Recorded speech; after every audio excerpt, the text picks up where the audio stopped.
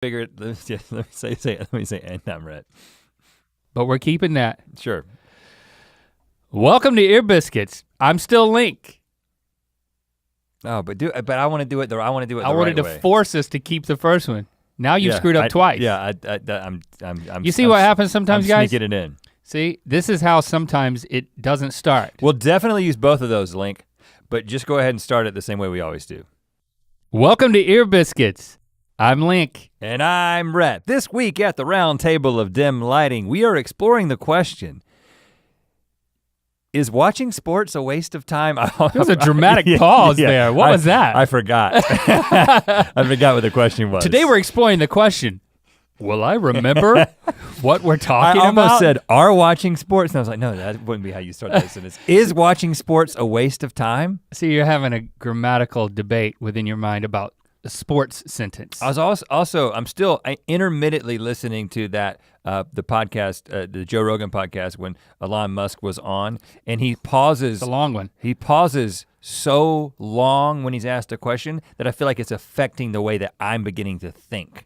Like you ask him a question and he waits 7 seconds to say the first word, and the first word's usually, but he's like the smartest man on earth. Well, you didn't just skip to the part where he smoked weed? No, because I'm listening to it. It's not as satisfying to listen to somebody By the time smoke this weed. episode comes out, this is old news. Elon Musk is gone sideways in some other way. Who knows what's up with him by this point of an air date. Okay, we will talk about, is watching sports a waste of time? I don't know, I think we might get into it. I don't know that we're gonna agree on this one. Well, my answer to that question does not impact my behavior. I will go ahead and say that. Well, I'm not saying we're gonna slap each other or something. No, you don't understand what I'm saying. You'll understand once we get going. Okay, that's quite a teaser. But I would like to take a few minutes just to catch up with you, Rhett. I just feel like good. I just feel I've been like waiting for you to ask me that all day. How I've been. Well, we spent our professional mornings apart, and every once in a while I just think a break. it's a good practice to just catch up and see, okay. What did I miss? Well, I've actually got because I was at work. I was here in the office. I was at work in the coffee shop. Okay, well I didn't know that. All I know is I got a text. You're like, send me the ideas you had for those songs, because I'm gonna work on those. Oh, so I sent them to you. And I was like, I'm done for the day. Yeah, so well, as you might know, we're gonna be at the North Carolina State Fair on October 12th at Dorton Arena. It's 7:30 p.m. If you have a ticket to the fair, you can come see us. And it is not the Tour of Mythicality. We are doing the Tour of Mythicality in November, but this is a special show that's all music. And of course, us trying to be funny in between songs. But we're writing a few new songs. We're writing as many songs as we can, just because that we want to continue to shape what our live music will look and feel like as we potentially, we'll look for opportunities to do that more. And specifically the thing that I was working on isn't even necessarily a song, it's a musical bit. I don't want to get into the details of it because I want it to be a surprise for those of you who see it.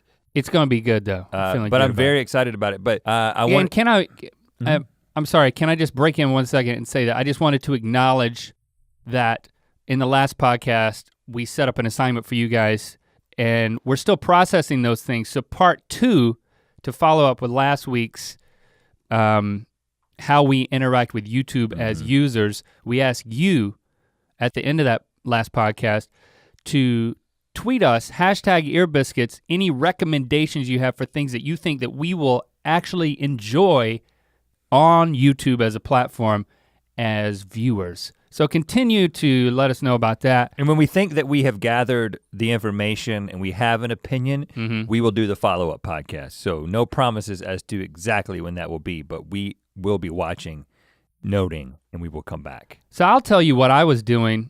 When I was driving in, I made a playlist of some songs. I gave you a copy of it. So we could practice in our cars singing along. Cause I mean, it's not like we listen to our own music all the time. You tend to forget. And I hate going to a concert where I'm attached to a particular song, and then the artist, you can tell that they totally forgot how the song goes, and they're just like doing it totally different. I think they're just doing it for their own personal enjoyment. I don't love that. And if I'm gonna do it, I wanna do it intentionally. And if I didn't listen back through these songs, brother, there'd be a lot of new lyrics and ways that it was delivered. So as a byproduct of that, I'm driving in, and of course, LA traffic, I'm just sitting there, people pulling up beside me, waiting to get onto different highways as I try to make my way into Burbank. And I am singing, or in some cases rapping at the top of my lungs. Like, if you looked over at me, which people did, they would think that I was nuts. Like I was either being attacked by bees, or I was like belligerently having road rage at the person in front of me. Cause I'm like, yes, I am a nerd. like you don't have to do a full bore performance in order to practice. You know what? I'm saving it. I'm just trying to remember the lyrics. Mistake. Nope. Because first of all, this is where we're different. How is anyone around you gonna think that you're crazy if you don't do that? And two, breath control, man. That's the thing I'm most concerned about. I'm not concerned about remembering lyrics or the other stuff I talked about, like delivering it in an authentic way. I'm concerned about being given the way that we're gonna do parts of the show, I am concerned with my breath control, my physical health, my cardio. So I'm giving it all I got in the car. Yeah. And my throat. I'm trying to build my throat muscles. But hold on, we're not performing in Dorton Arena from a car. So you're going to be standing up, potentially moving around, gyrating. So if you really want to do that, you need to be in a van and have somebody else drive you around, and you need to be standing up in the back. If I can't have enough breath control to get this stuff out while in a driving position, I'm done for. I have a bone to pick with you though, because while I was at the coffee shop, which incidentally I had sort of an awkward interaction with the barista, because he was like, getting some work done? Because I had like my backpack or whatever. I was like, yep. Just a little break from the office, which again, that was my pride speaking, because I wanted to let him know I do have an office I could go to. It's very large. I'm not a You should see it. I don't need your coffee shop to work. I'm not one of those guys. Moocher, you're not. I am choosing to work at your coffee shop. And he was like, oh, well, what do you do for a living? And I was like, oh man, I'm in that conversation. And I was like, what's the best way to explain that? Well, given what you just said, it seems like this is what you wanted. And then I said, it's not. I make YouTube videos. And then he looks at the receipt and he's like, no. He hadn't looked at the receipt yet. He was like, oh, you're a content creator. That's how the barista spoke. And I was like, yeah. We love it when you call us that. You work at you like go to the YouTube space? Or I was like, no, we have our own space. And I'm not bragging at this point, I'm just being truthful. And then he was like, oh, okay, yeah. So he asked another question. I was like, yeah, me and my best friend, we've been working together for a long time on this. And then that's when he looks at the receipt and he was like, oh, Rhett and Link. He like looked up. But I wasn't there. No. I wasn't above you. And I think he may be concerned about us, because it sounded like my whole thing was a big story. So sure you've got an office, and sure you're working with your best friend. Is that so that's the bone you have to pick with me? No, I'm getting to that. That was just an awkward interaction that I had. The bone that I have to pick with you is the fact that I'm sitting there at the coffee shop. Actually, I think before I left to leave for the day, I ended up tweeting about, I saw the Twitter moment about Pluto. Oh, Pluto should have been a planet all along. It should have never been declassified. And so I don't think it was a particularly funny tweet. It was a legitimate observation that, you know what? Pluto doesn't care about the classification. Don't you wish that you could care as little about what people think about you as Pluto does? So you tweeted what? So I said, Pluto's, I tweeted the moment, and then my comment about it was Pluto's, first of all, shout out to Rhett MC on Twitter if you wanna see this tweet in all its glory on Twitter. I can tell you about it, but if you go to the Rhett MC Twitter, that's RHETTMC, you can see exactly how you're supposed to experience it. I tweeted, Pluto's indifference to this whole situation is enviable. Period. And then I just was like, that's my tweet. I don't tweet every day, but I was like, I did some Twitter. I feel a little bit better about myself and go on about my day. Mm-hmm. But of course, after you tweet once, you gotta check back in and see, how people are interacting with it. And at that point, I see that people are tweeting back at me and adding you. Oh, you guys must be in the same place tweeting about the same thing. What? Actually, that would never happen. Because we were in different places, we both looked at the same thing on Twitter and we both tweeted about it. The moment I tweeted independently about Pluto, I was like, man, it's crazy. We made cause I had looked at that, not that we're gonna perform this song, cause we're not, cause it kind of sucks. But it doesn't meet the standard. We we have a standard for I just Dorton thought Arena. we had a song about Pluto from 11 years ago, about it not being a planet anymore. I'm like, 11 years later, Pluto's on the rebound. And I just thought it'd be funny to tweet this old video because I thought about it and I knew most people hadn't seen it. Shout out to me on Twitter. Yeah, what is your handle? Link Lamont. Okay. It's just. You gotta get better. You don't need me to lead you into that. You need to just say, shout out to Link Lamont on Twitter, and then you spell it. And then, why you giving me to say Instagram? Shout out to me on Instagram too. It's kind of, it's like a fallow field. Yeah, there's a great picture of a mountaintop. One day from how many years ago? One day what? 7 years ago. No, yeah. Oh. It's like a fallow field, my Instagram, and one day it's gonna blossom again. It'll be awesome. It's like a corpse flower. It's gonna be like like soybeans or like for a forest. It was from November 30th, 2013, we've been told. Okay, anyway. You know what, off maybe topic. it's like a cicada, what is it, cicada? So I tweeted about Pluto. Yeah, my Instagram account's like a cicada. It only comes out every 7 years. I don't know how many years it is. On Twitter, I just tweeted about the Pluto thing, and then I'm looking at the comments under there, and immediately somebody's like, oh, Rhett also tweeted about this. I'm like, crap, this is gonna be weird. I bet his was a little funnier. So then I got a bone to pick with you. I haven't even picked my bone yet. That was just the appetizer. Why you keep dangling this bone you're gonna pick? I've been dangling my bone for 13 minutes. Stop dangling your bone and pick it. Now, I don't, actually I guess it's your bone I'm Stop picking. dangling my bone and pick it.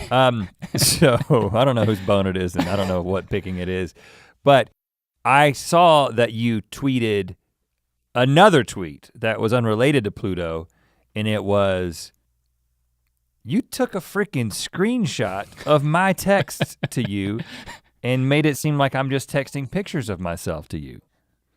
And the reason why I did that is because people were talking, I went hashtag ear biscuits, and I'm looking at what people are talking about, and they're talking about the episode 2 weeks ago where we were talking about conducting friendships over text.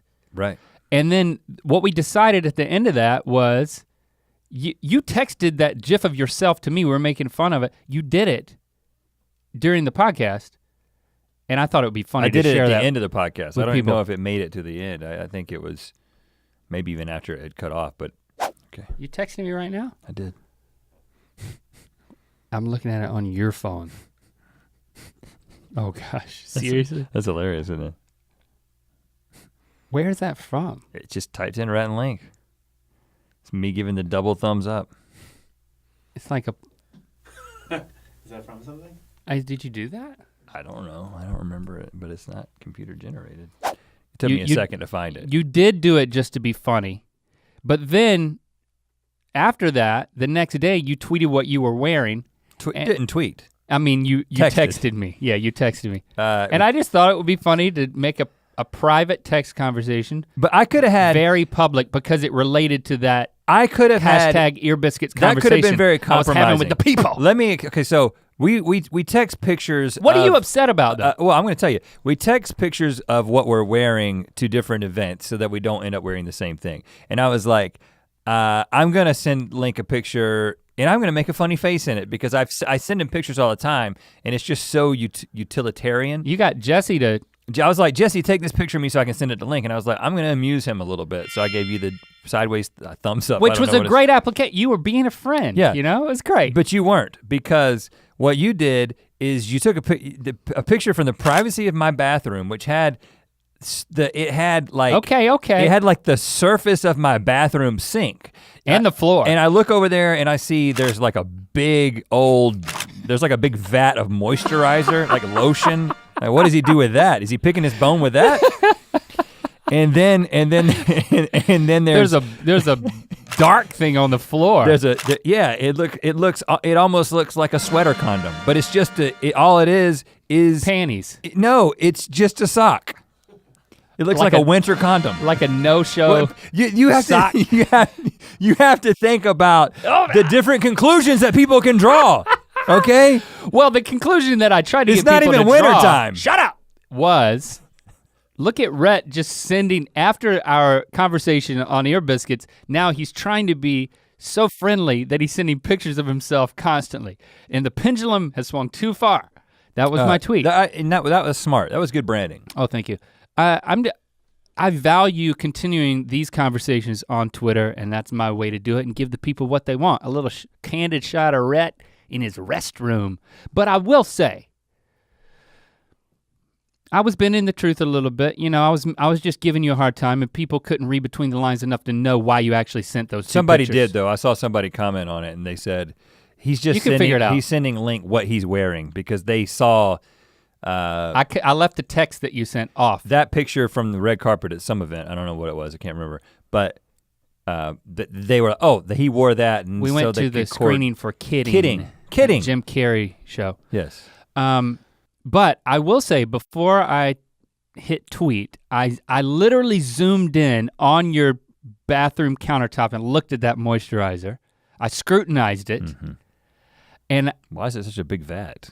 Like, there was a big vat of that, and then there was— I'm a big man. There's some other stuff up there. I couldn't tell what anything was. If your body was this big, you would have a giant vat of moisturizer as well. And just so you know. But I spent a lot of time— surface area is unbelievable. I spent a lot of time on that thing on the floor by your foot, that black turd looking thing, the carpet condom. Winter condom. And I was like zooming in on it, and I loved it because it could have been anything. I scrolled through the— so ambiguous. Through the reactions to my tweet, and someone zoomed in on that and put like an arrow pointing to it and was like, we need to talk about this. I knew it would happen. I love it. Was it a sock? No, it was a winter condom. Oh, okay. Okay. Well, we are actually gonna have a conversation about sports. I'm sorry. We're moving on. I will not tweet screenshots of private texts we have. Sounds like a good rule. Today, okay. Again, I won't do another one. I'm not gonna send any more pictures of myself. Your loss. Okay, we're gonna continue this conversation, but first we do wanna let you know that you can grab one of these mugs that says, "Good luck with that." Good luck with that. I love this mug. It's so snarky, yet I feel like it brings me good luck for having it. It doesn't give anyone luck. Superstitious, huh? It doesn't give anybody luck. It actually gives them the opposite. I don't believe in what you're doing. It's kind of what this mug says. But I'm still gonna be nice about it. It's comically cynical was the intention. Good luck with that. That is the Randler, the official mythical beast mascot with a logo of himself on his tank top. In the colors of our of Bowie's Creek Elementary School, which incidentally, they changed the frickin' mascot from the Demons. It's not the Demons anymore. What? Yeah, I can't believe I'm just remembering this. I don't even know what it is. Somebody went to Bowie's Creek School and took pictures inside the gym, and it says like Bowie's Creek Knights or something like that. At some point, they realized that Demons is probably not a great mascot. We gotta do something about this. You know what? They need to change it back to the Demons. We should start a public movement. You know what, let's table that, but let's think about it.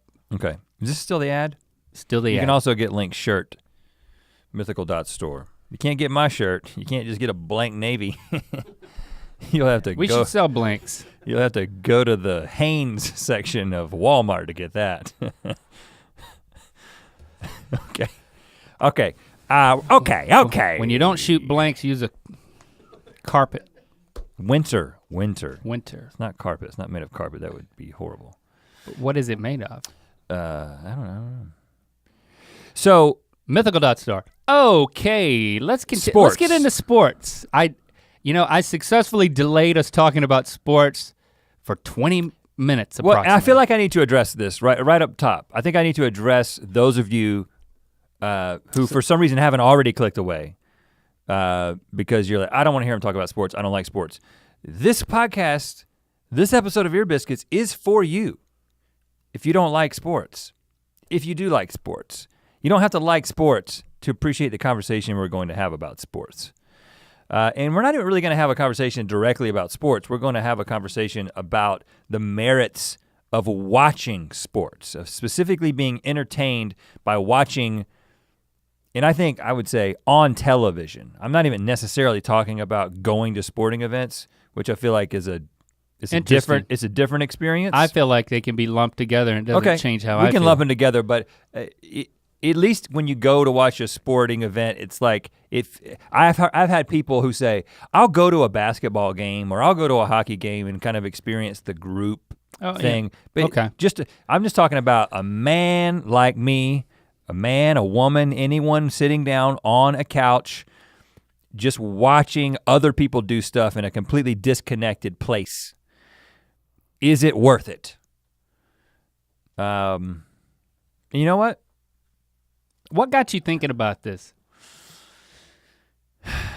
Because I know you're anticipating that I'm gonna be in opposition, or I am definitely coming from a different place, but I want you to tell me what got you into this. Well, first of all, what I meant earlier when I said- Not sports, but this conversation. But what I meant earlier when I said, my answer to that question does not dictate my behavior, or whatever I said, was the question to me is, yes, it is a waste. The answer is yes, it is a waste of time. But I do it a lot, and I probably will continue to do it. So I'm not gonna try to argue necessarily. I'm interested in the psychology that keeps me going back. So I've got a little research that we'll go into, but so I'll tell you my experience. Well, that's it. Okay, well then I gotta say it's not a waste of time. Okay. I just for the sake of a foil here. I think it's sad for you to be so, I want you to quantify how into sports you are. And then what I'm gonna tell you is, I think it's sad that you're as into sports as you might say you are. You're asking me a question and now you're telling me my answer is sad? Yes, but you haven't even let me answer it yet? If you quantify your love for sports, and it is a lot, I think it's sad that you would say yes is a waste of time. That doesn't go together to me, man. And I think you will change your own mind by talking about it. There's so many things. Quantify your love of sports. Just start there. Eating dessert is a waste of calories, but I'm gonna keep doing it because it's fun. So, okay. First of all, I feel like there are two different audiences, and I'm super self-aware about this, so I feel like I have to address both of them, because in the general population, I'm kinda into sports. Like when you take into account like where I grew up. Like when's the last time you painted any part of your body to align with a sport color motif? Never. Well, college once when we had a new coach, Herb Sendek, NC State basketball coach, and the four of us, me and you and Greg and Tim, painted ourselves HERB, and it kind of just looked like a marijuana ad. at the basketball game. Man, herb. and no one knew what we were trying to do because it was his first game coaching. I think they knew. But a lot of people didn't. When was the last time you altered your schedule for an extended length of time for sports? This past weekend.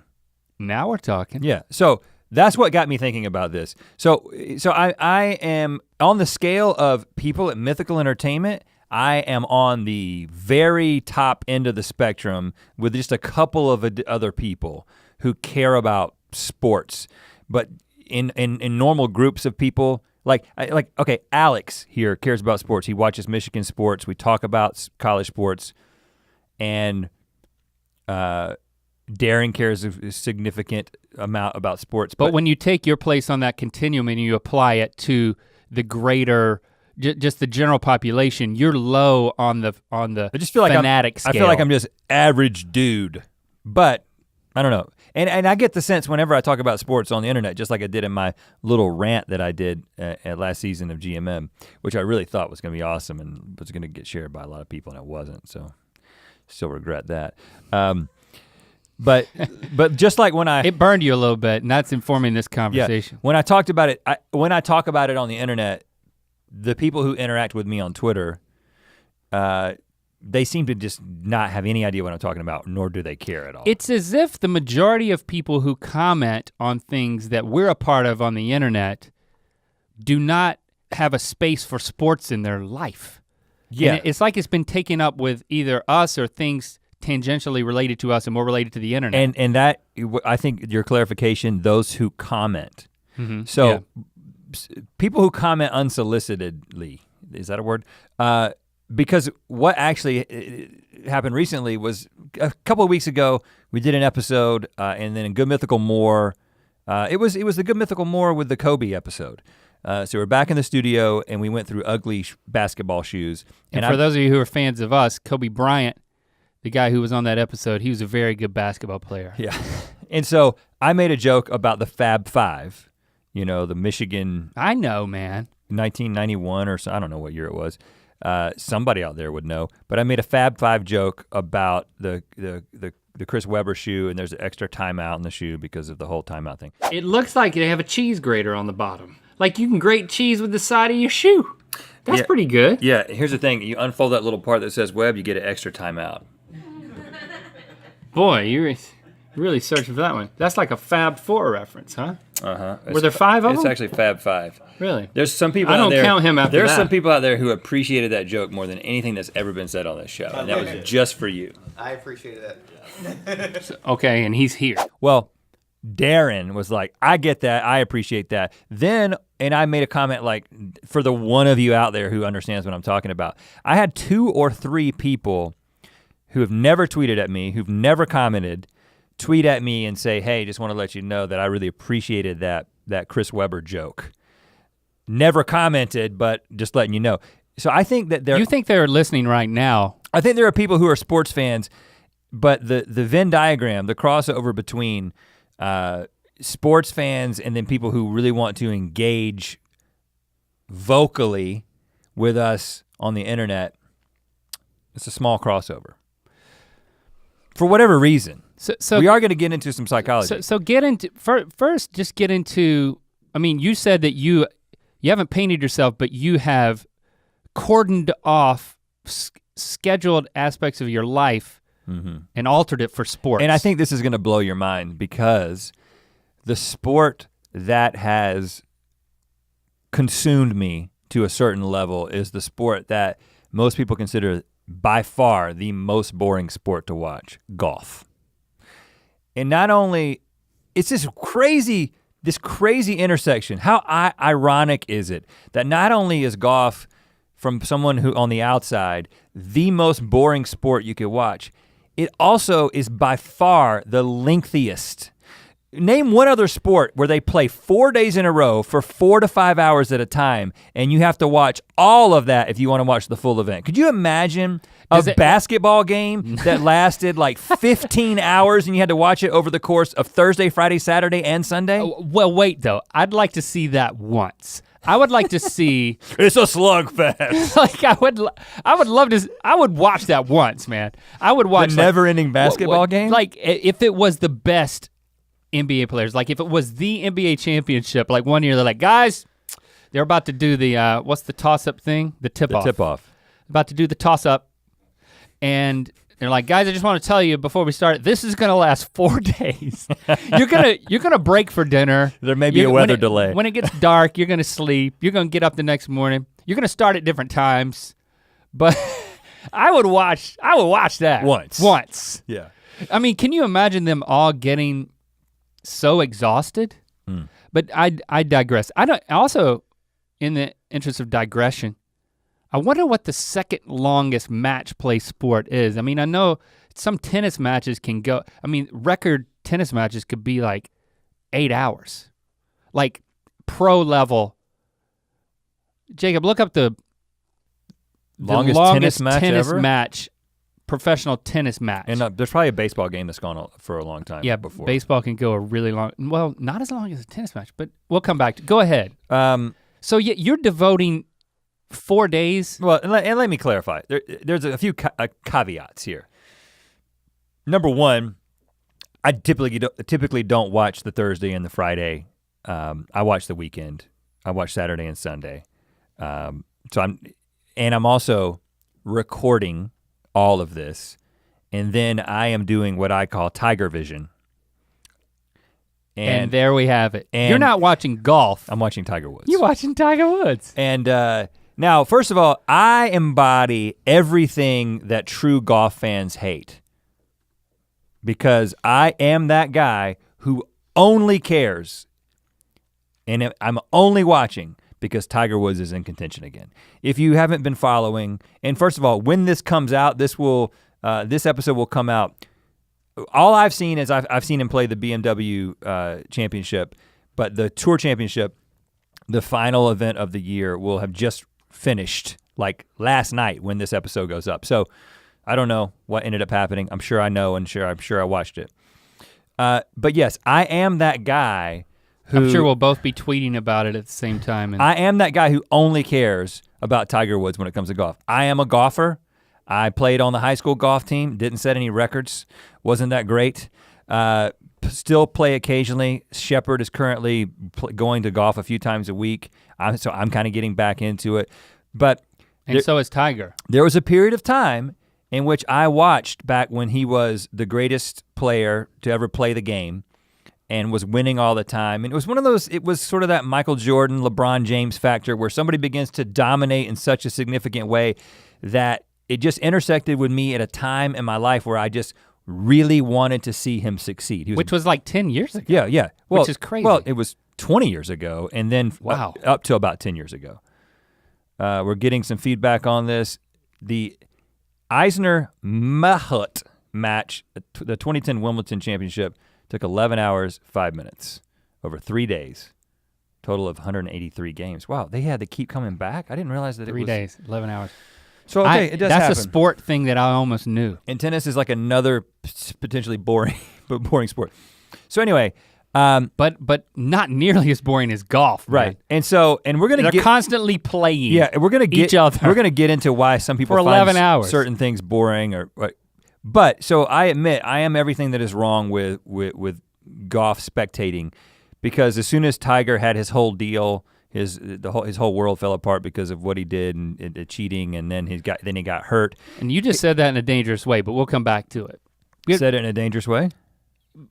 It seemed like you just made Tiger the victim. You know, his whole world fell apart. I said with the cheating. He was responsible for his, I'm just his giving world you falling apart. I know, I'm giving you an opportunity to, especially, but you know, Which is an interesting aspect. It's an interesting aspect of this, because I recognize that, because there are some people who are like, okay, he showed his true colors and he was this, this totally deceitful guy who has no character. He proved that and it was public. And then, so I'll never pull for him again. I respect that. For me, it has always been and still is just about the athletic dominance in this particular arena that I am personally interested in. And again, I'm not saying I'm proud of it. I'm just saying I cannot pull myself away from it. When he came back this year, there's a couple of things. So you're not even you're not defending that you're right in being a fan of Tiger Woods. And would you actually call yourself a fan of Tiger, or you're just? I'm a fan of Tiger Woods, the athlete, without a doubt. but you're not defending that choice as being righteous or. What choice? The choice to follow him and therefore support him because given at the same his time, past. I recognize how annoying it is for all these other guys who are out there doing incredibly well in the golf world and no one caring about them for 10 years until Tiger comes back and all of a sudden. Well, I'm saying especially giving what everything, I honestly don't know everything. I remember vaguely pieces of it, but. I'm setting that, let me tell you what he represents to me, okay?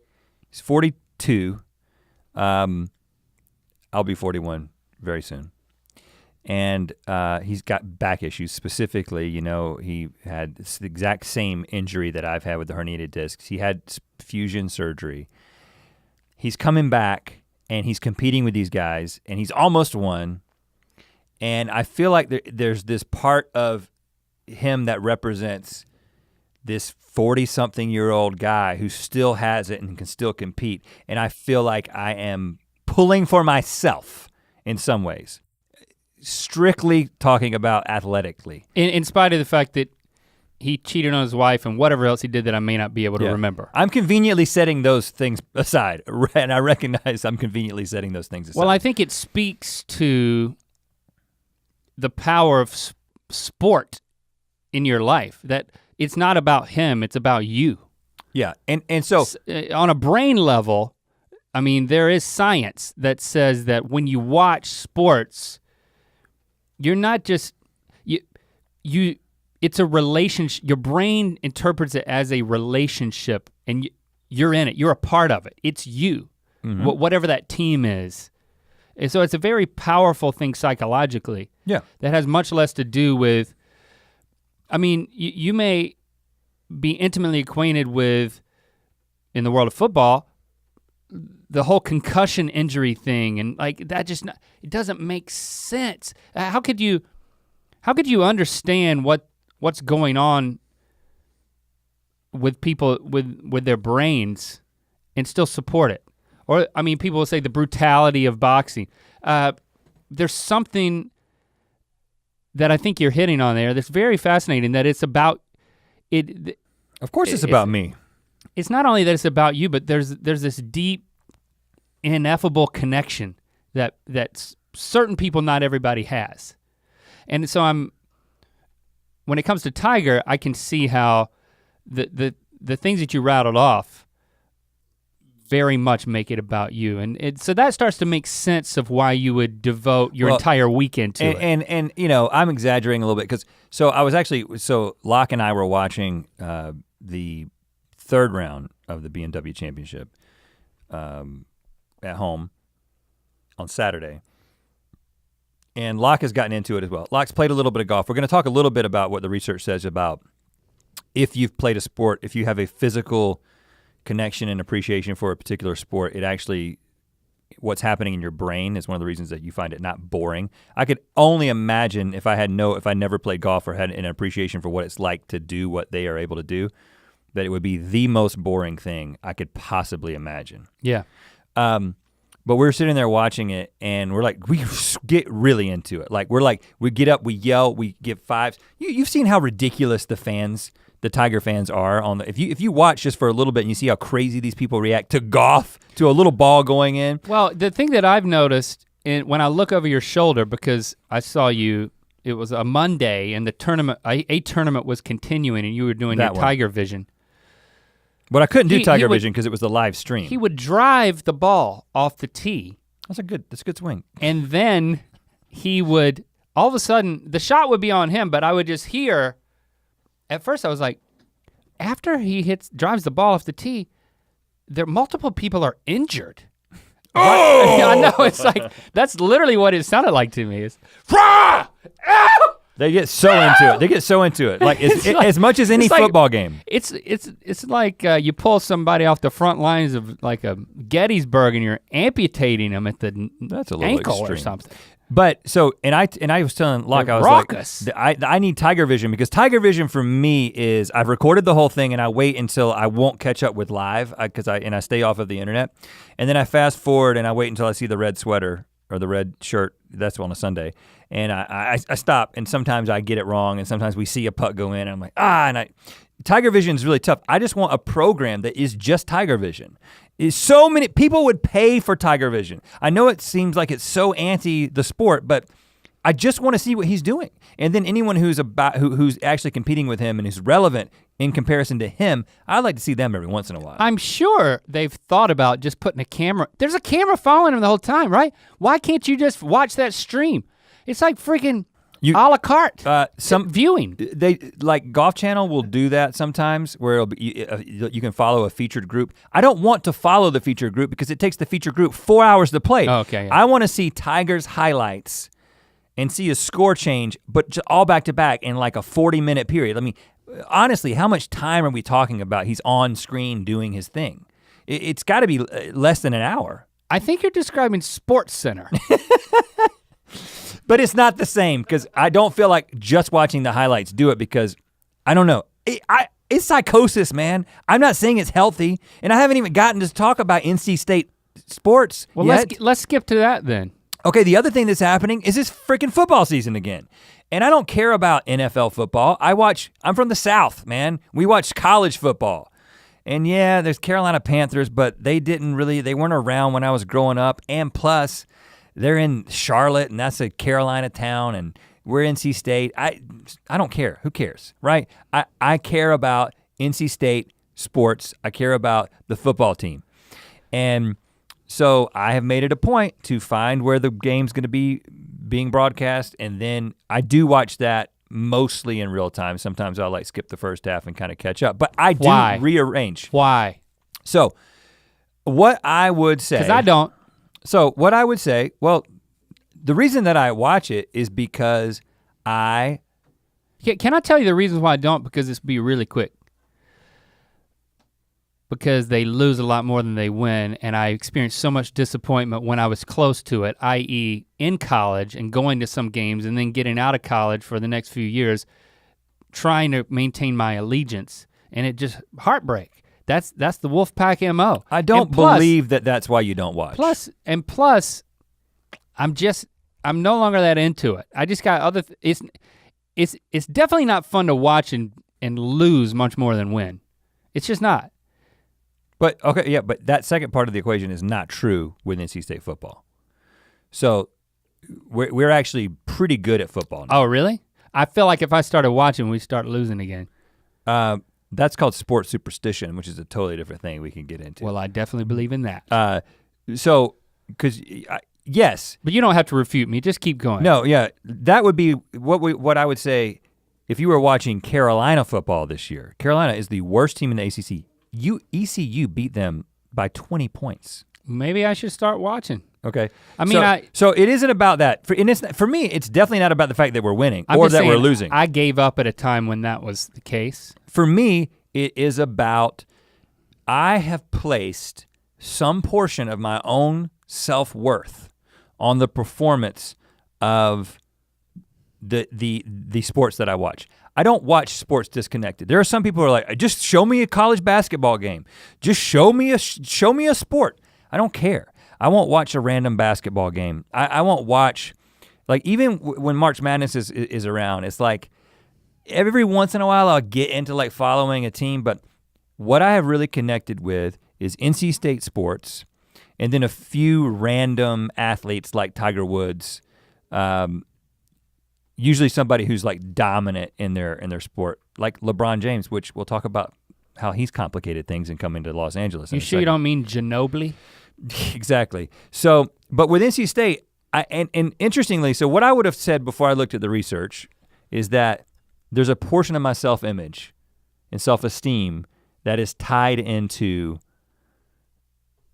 the performance of these things that I have either made an association, like with Tiger Woods, I have no association with him at all, but I've made these associations. You've made an identification. He's about the same age, the back problems, all that.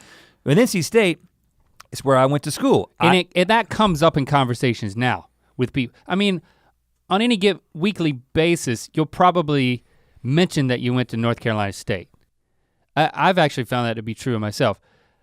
I would assume that then having a connection to the sports program, and especially in success, It's like, oh, it's, you start to feel better about that association. And it will affect my day. Oh. So if and that's why Jesse's always like, I hope that if you're gonna choose to watch them, I hope they win because I know how it will make you will be after this game. And I'm sure anyone who's actually a sports fan could very much relate to this. Is it logical? No. Is it something I'm proud of? No. Did I have any impact on the outcome of the game that happened probably in the past because I'm watching a recording of it on the other side of the nation? No, I didn't have any impact on it. But yet I still receive personal self-esteem boosts by watching them win and associating with them. Now, let me just talk a little bit about what the science says because it was pretty fascinating. Okay.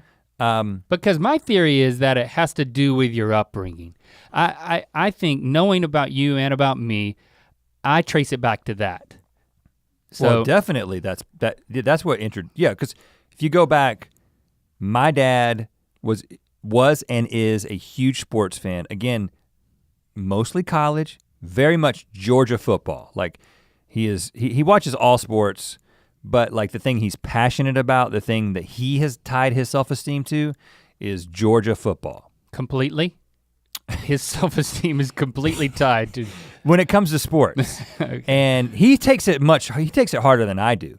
Like he will be, and I remember this growing up, like if they won, it was great. If they lost, and the good thing is that Georgia's been, traditionally very good at football. So if you're gonna tie your self-esteem to one team and one sport, it's safer. Georgia football is, it's not quite like Alabama, but it's pretty good. And but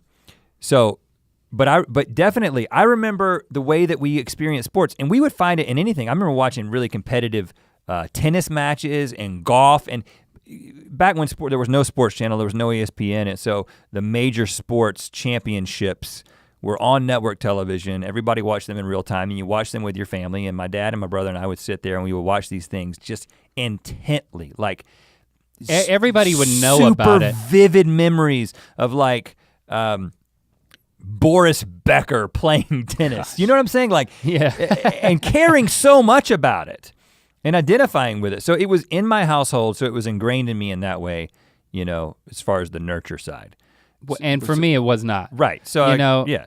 And you don't make an active decision to tie your self-esteem in any capacity to these things, but it happens. I think that's probably what you're gonna get at. Because I could choose. Because my argument is it a waste of time? It's not only a waste of time, it's a waste of emotional energy that like, just hike.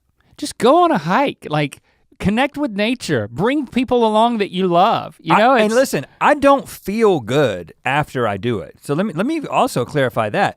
Even if sounds like an addiction. Even if the team wins, when I realize that I've been laying there watching a man in a red sweater hit a little white ball for hours. And meticulously fast forwarding and then backing up when I see too much and trying to erase it from my memory. I don't feel good about myself when that time is over.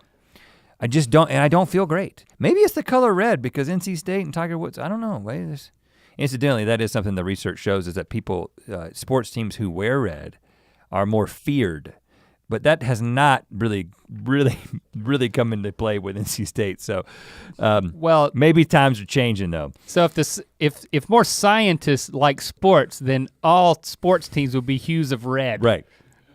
Thank goodness scientists have better things to do than, yeah.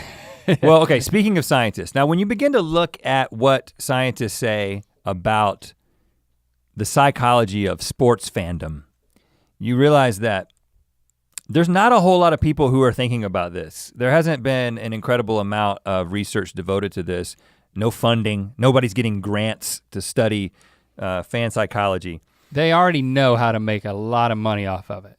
The people who are making money. But there is a guy, so I read this article from the Columbia Journalism Review by a guy named Eric Simons, and he talked to a guy named Daniel Wan, it might be Wan, it's W-A-N-N.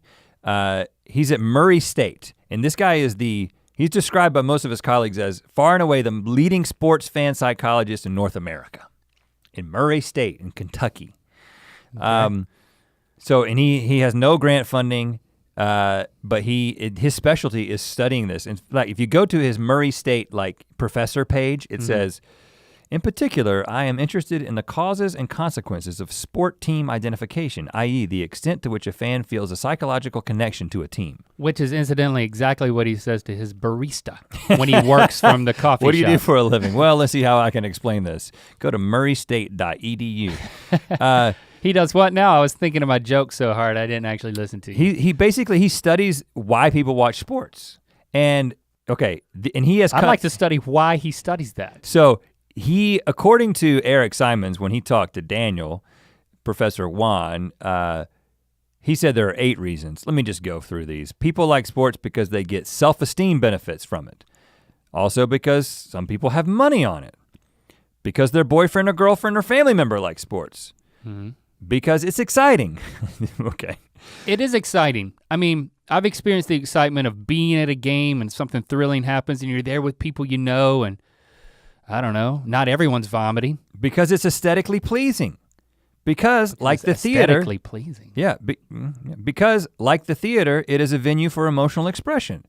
Because they need an escape from real world troubles. Well, and I think those last 2 are very much like, I just don't think it's fair to pick being a sports fan apart if you're not willing to pick being a movie fan apart. Like, you're gonna waste 2 or 3 hours, you watch Wyatt Earp? That's 3 hours, man. Yeah, right, exactly, Wyatt Earp. What kind of jerk are you, man? And what are you doing watching Wyatt Earp again? Yeah. 3 hours. You could say the same thing about a lot of things, including every single thing that we've put on the internet for people to enjoy. Exactly. Including this very conversation, meta much. And finally, because it provides a sense of belonging and connection to a wider world. So we're to the tribalism, right? Okay. Is that it? So interestingly, speaking directly to that, Eric says in his article that a popular theory is that sports are a substitute for tribal warfare. And which is what I've always thought, and it's what I said in my little rant that was not as awesome as I thought it was. He does not agree with this. He says there's no evidence, but there's an article that I found in Psychology Today which says exactly the same thing. An evolutionary biologist says that essentially this is tribal warfare that has become, it's a safe modern day expression of it. And that's why we identify with it to the degree that we do. We've evolved to survive. I mean, evolution is survival of the fittest. That's an aspect of it. So it's, but there's also you fight. You fight to by emotionally or associate yourself emotionally with the winners. Supporting and associating yourself with a winning tribe. You are propagating your own DNA, essentially. That makes sense to me. I still believe that that's an aspect of it. Depends on what happens after the game. But the most interesting thing that I found that I'd never heard of before is this something called mirror neurons. And so basically, simply stated, about 1/5 of the neurons that fire in the premotor, I cannot speak today. You're not even saying neurons right. Neurons. That's not how you say it. Neurons. Neurons? Neurons. Neurons. Neurology. Neurons? Neurons. Neurons. Yeah, there's an E in it. I'm saying neurons. Neurons. You just want me to say neurons? That's so boring. It's like golf. About 1/5 of the neurons that fire in the premotor cortex when we perform an action, say like kicking a ball, hitting a golf ball, also fire at the site of somebody else performing that action. So they did an experiment, and this is in an article that was linked to by that first article, where they had 3 different groups of people watch guys shoot basketball, free throws, simple action. There were guys who played basketball in the first group. The second group were expert watchers, like sports writers. And then the third group were students at this university, I think it was in Italy, who had never played basketball. And the players and the writers had areas of their brains activated related to the motions of shooting a free throw, while the non-sporty students did not. And this is also true when people just read about sports. So hearing about sports activates the same parts of the brain that it would take to play those sports. And that's why if you have experience with a specific sport, again, golf is something that is incredibly difficult to master. Not just to master, it is incredibly difficult to become a non-embarrassing golfer, right? But to complete your thought, it's impossible to watch, having never played, and begin to even start to appreciate that. And this is true from me in the way that I now appreciate watching Ninja play Fortnite. I think I talked about this at some point. I never understood Let's Play. I'm not a gamer, but because my son was playing Fortnite and I tried for a little bit to play Fortnite. Again, the self-esteem thing. I then can now sit and I don't seek out Ninja's videos, but like I follow him on Instagram and he'll do these little clips. And instead of just passing over them mindlessly now, I watch them and I'm like, dang, I understand how, first of all, I have a point of reference for the physical space he's in because I've been there and I played the game, but I can also appreciate how amazing he is at what he does. And I could see myself sitting down and watching it for an extended period of time because I put myself in those shoes. So for me, that continues to be a big part of it. Now, I've never played football, but I've played lots of sports and I'm really into sports and I'm really into competitive things. And so you become much closer to identifying with what it would feel like to be tackled. Right, and or to escape how bad a tackle. it would hurt my back. Again, this supports my theory, which means I love it because, you even if you didn't play football, your dad was obsessed with it and Georgia football. So you had a bond. You were taught how to experience football as a spectator through somebody who was like the sports writer in the study, right? Mm-hmm. Yep. Your dad taught you how to watch it. And he created an environment where memories were made that you subconsciously pull on all of that, and then you pass that experience along to Locke. And I do not have that experience with Lincoln. I mean, we started going to Clippers NBA basketball games because it was your idea, and I was like, you know what, I want to get in on this. I think Lincoln's into playing NBA Live. He's really into basketball 2K. now. 2K. Because he started playing video games, then he started playing it in the real world, and we went to Clippers games, and I wanted to foster something in him that I didn't have. Mm-hmm. And I'm glad to say that he plays basketball multiple times a week, and of course Locke's very into it. But I'm trying to remember my point. I can't remember my point. Going to the Clippers games, it was something about that. Well, it's the connection. And I didn't have that connect. I didn't have enough of that connection, and it was hard for me to foster it at that point. And when I make that connection, now this is my, and even if we go a little bit over our typical time, I do want to talk about LeBron coming to the Lakers because I know we have opinions about that. Okay, yeah. But specifically, when I watch sports with Locke, or when I talk about sports with my dad, which does continue to be a point of connection, the majority of the point of connection that I have with my dad. At those points, it doesn't feel like a waste. And I said that was my closing line in the rant, was something about, it gives me something to text my dad about.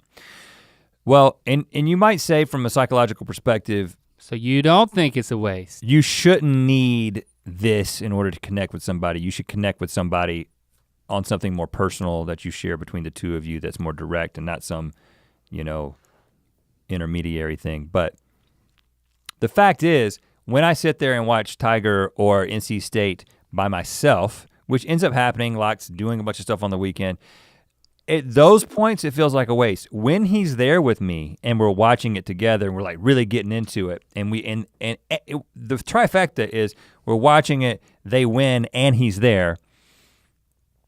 You'll never forget that. That doesn't feel like a waste. We get so crazy. It's at that point. Triple overtime, it's like going on a nature hike. It's like going on a backpacking trip and like having a near-death experience, but then making it through and you're grabbing each other by the collar and you're like, we made it. Hey man, this is a Hanes special. Don't be just grabbing it like that. It's just $3. We made it. Yeah, so I think, now that I've thought through this, I think my theory, my answer to the question is, if your connection to the sport based on something that may ultimately be unhealthy or something that's deep in your reptilian brain, if that causes you to then connect with somebody in the here and the now, it's not a waste. But me just sitting there individually enjoying it like a junkie and just, Tiger Vision, oh, there he is. Oh, it's chipping it in. Okay. Chip it in, Tiger. Oh, good. Don't make me wait. If that is my experience, then then I feel like it's a waste. But here's the thing, sometimes I'll watch it and then okay, so Locke was in North Carolina recently, Tiger's playing, and he calls me, he's like, Dad, you see Tiger? Do you see what he did? And we talked about it. And so I had a point of connection with my son. Maybe it's not a waste. Can we really get to the point though? Yeah. How do you feel? Sure. How do you feel about Andre Agassi when he went bald? I'm just joking.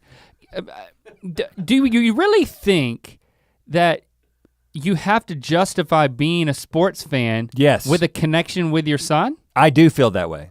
Yeah, I do feel that way because So you can't watch a movie alone? No, I'm never gonna watch a movie alone again. No, I just think that Wyatt Earp, man, 3 hours alone. It's good cinema. That's a good point. It's a very good point.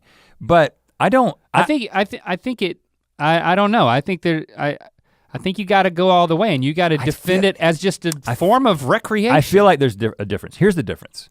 When I enter into a movie, I'm doing it with the understanding that this is just for me to be entertained. That is not why any sports fan watches sports. You think sports fans, non-sports fans, think that sports fans watch sports to be entertained. They are wrong. I am wrong? Okay. Sports fans watch sports because they can't help themselves. Because of the self-esteem boosts that we're talking about and this identification with it. Now, I'm not saying some of those things are not in play when you're watching a movie, but the last point is, to me, I at least begin to understand, and I don't, maybe I pity you. You've got this, you've been built. You've experienced sports directly and indirectly by playing them with your dad growing up, lots of other things.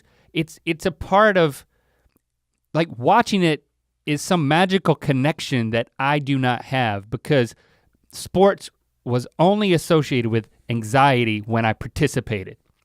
So for me, I don't feel anxiety. Well, I do feel some anxiety when I watch, but I just don't connect. It's like, I don't get it.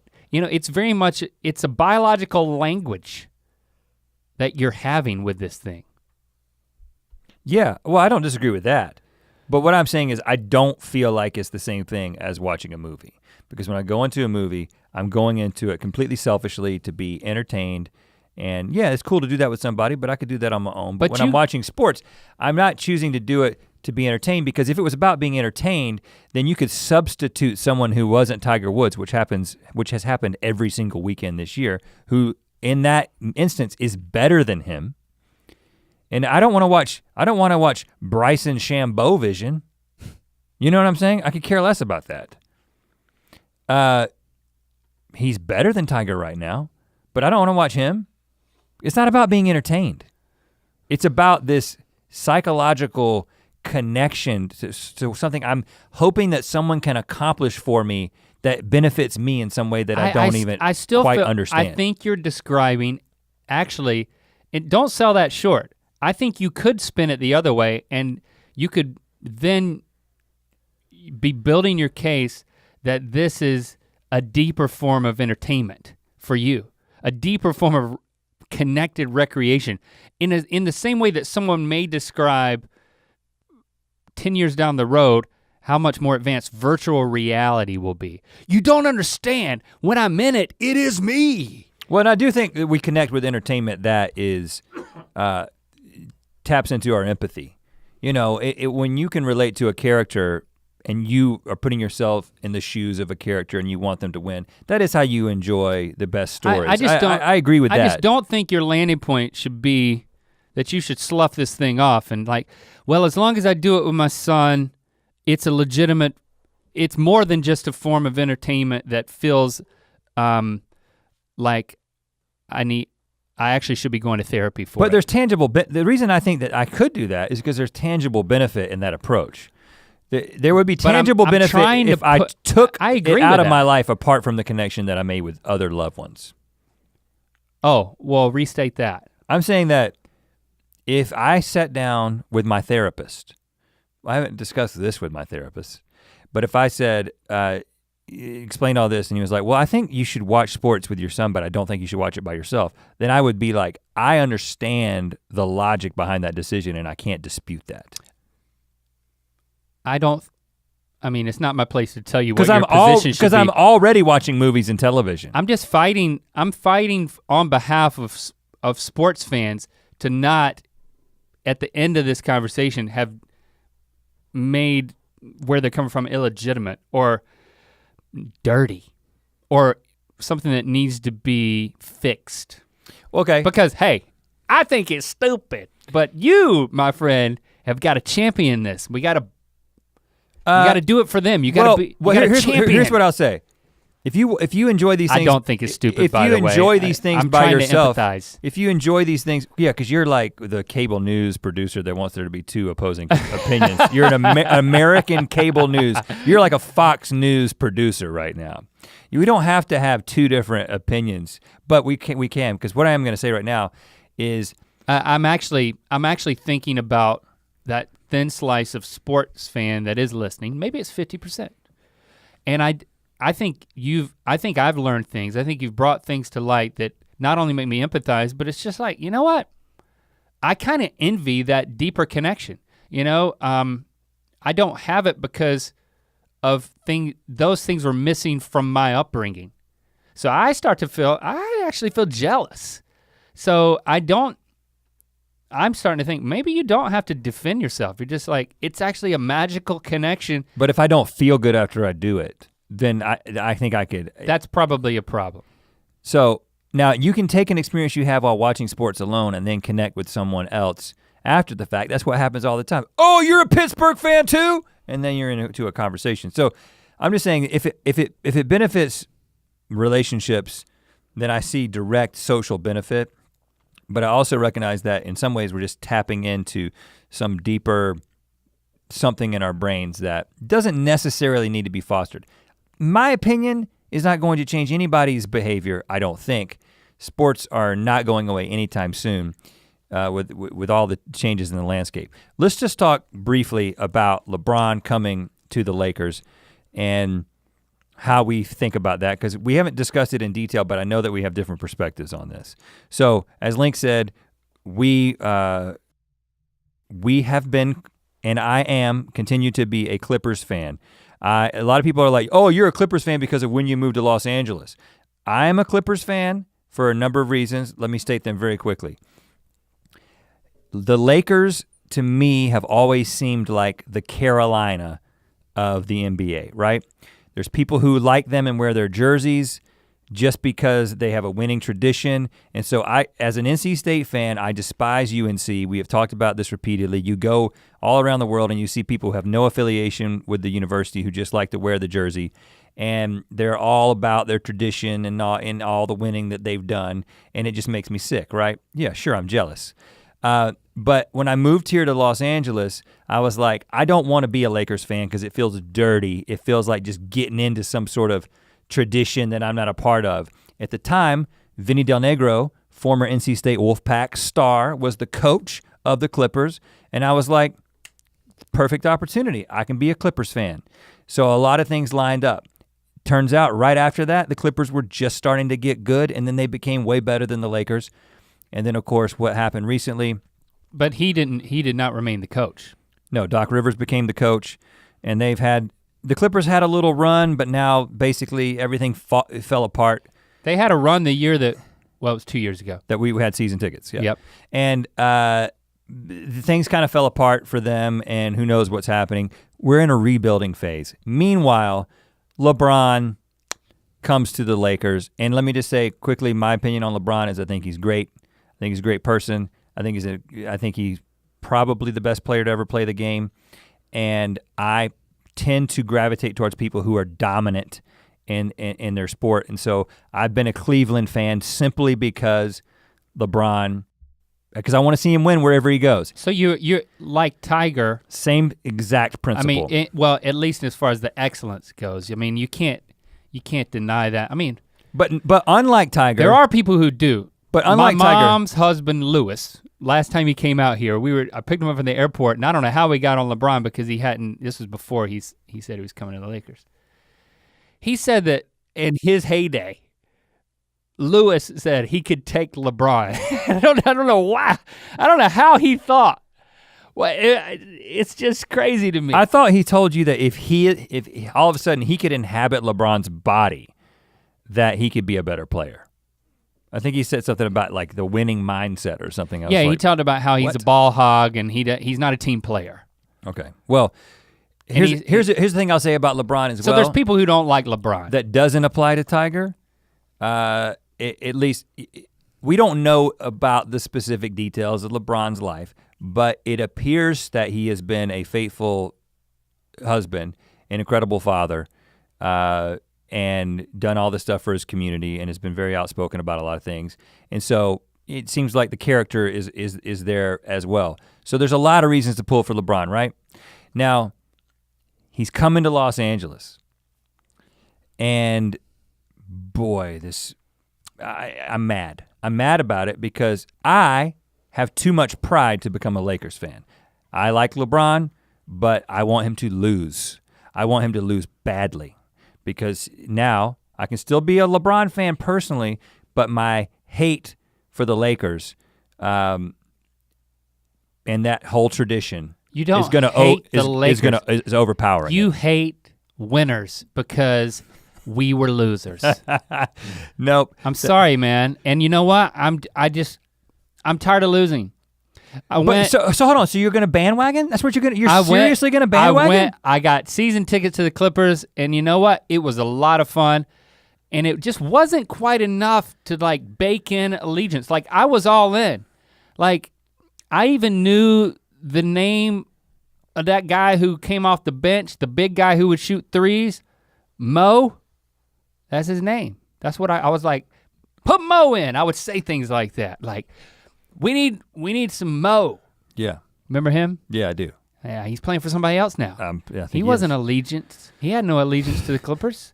Yeah, if the any Lakers more than LeBron had if the Lakers, to Cleveland. Well, if the Lakers want to pay me $100 million to root for them, I will do it. Okay. I just didn't. You know, I don't have an allegiance to the Clippers. It was too much.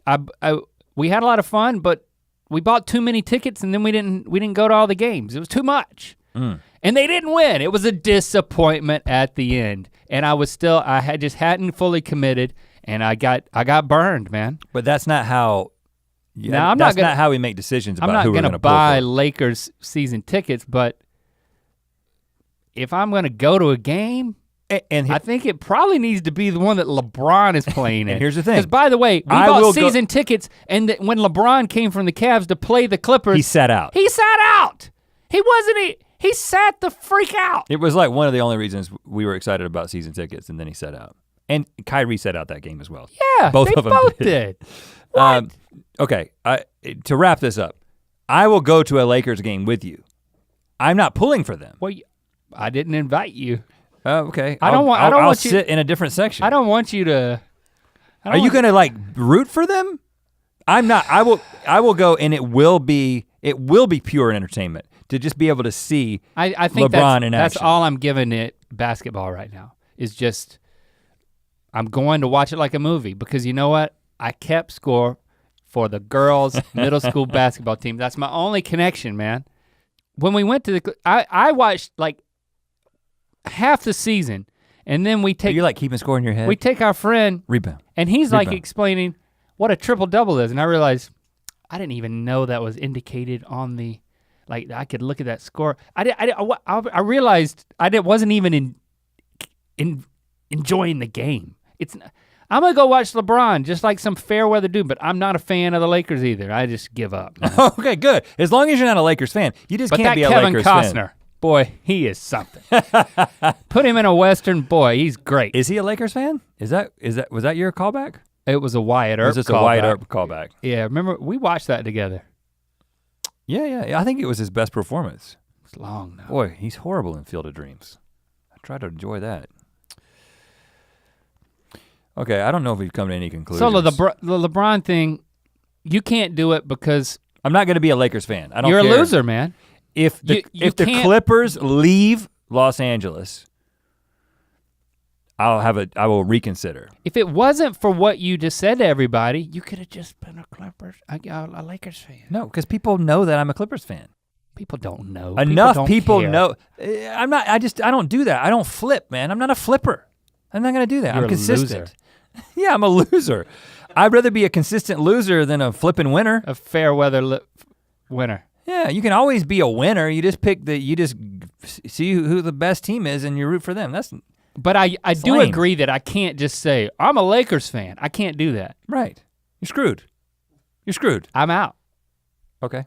You're out for good, but we're gonna go to a game. Oh yeah. I do feel like our allegiance to either the Chargers or the Rams is still up for grabs, even though I did go to a Rams game and I bought a hat. We should get 2 years ago. Yeah, you tried that, it didn't work. But then the Chargers came and Phillip Rivers is the quarterback, NC State grad. So I don't know, I don't know. I don't follow that. I just don't We follow should it. get 2 friends, we should go to a Lakers game, we should paint our chest, BRON, and then when somebody goes to the bathroom, we're either gonna be bro or Ron. Like, is there a Ron on the Lakers? We could be R&B. R&B. Yeah. Any way you slice it, anybody goes to the restroom, only one at a time. Oh, it's the R&B guys. We're still something. Yeah. We're either Ron, R&B, or bros. Or if 2 of us go, we're just like pound. As if I need a diagram to follow this now. Okay. Well, there you have it. We talked about sports. Oh, that was LeBron. You just said Braun. Got it. Yeah, there's no out. Okay, if you're still listening, thank you for doing that. Hashtag Air Biscuits. Let us know what we should watch on YouTube, or talk to us about what we just talked about. We value that back and forth. Yeah, in fact, just this past week, when you guys started talking about the texting conversation, a lot of people took issue with some of the conclusions we came to in that particular episode, and then began to explain how texting had been so instrumental in their own personal communication. And I don't know, it opened my eyes. I also tweeted about that. Mm-hmm. Some of you talked about how you've got a lot of anxiety around just normal face-to-face communication, and texting allows you to be able to do that. And so I totally get that. I still stand by the whole idea of texting and face-to-face communication being used together being the most effective way, but it can go a lot further than we at first realized. Yes. Share this episode with somebody who loves sports or hates sports or is anywhere in between. Oh, that's everybody. Exactly. Talk at you next week. To hear this ear biscuit in its entirety and make sure you don't miss an episode, follow the links in the description to subscribe on Apple Podcasts or anywhere else podcasts are available. To watch more Ear Biscuits, click